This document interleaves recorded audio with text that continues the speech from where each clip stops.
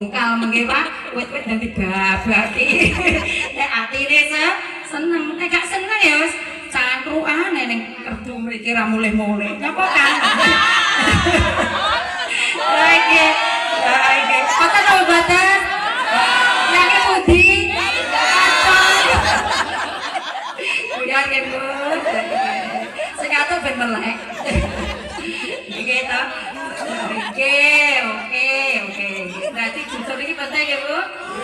Penting. Monggo latihan jujur. Carane dibiasane sholat. Teng masjid nggih. Nggih kali Pak Banor nggih teng masjid derek mawon nggih Mbak. Bayangine rak nggih kathah monggo derek niku insyaallah mungkin iso perilaku jujur. Alhamdulillah. Terus terakhir supaya kita bisa merasakan merdeka yang sesungguhnya kita harus bisa mempunyai qalban syakiron.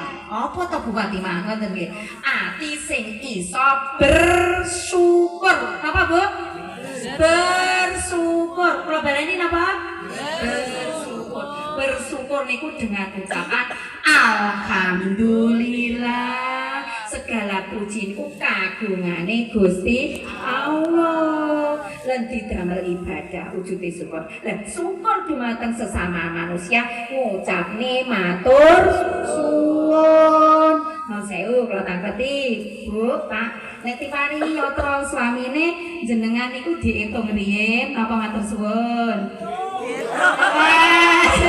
Ayo cek jujur yang niki. Nek diparingi yatra swamine Pak jenengan kalih nggih saksine. Niku tiyang estri niku diitung riyen napa matur suwun? Diitung. Pinter.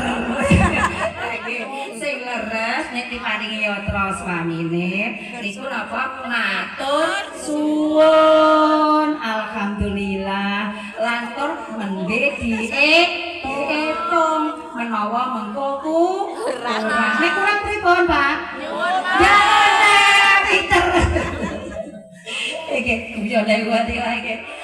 Lagi Bu nggih, matur suwun dumateng sesama ngucapne matur suwun. Nek diparingi sinten mawon ngucapne matur suwun. Aja didelok barange, tapi kudu ndelok sinten ingkang maringi rezeki niku Gusti Allah. Ngoten nggih, Pak? Jenengan nek istrine matur suwun remen apa mboten? Remen. Ya langsung seneng nggih, Pak. Suwen sekatongi langsung dirobone tiwehne kabeh. Sak korek-koreke sembakone. Nggih to, Bu? Nggih to, Bu? Nggih. Jenengan nek Bapak ini ku jenengan masak nih. Nggih matur Bu, sampean kok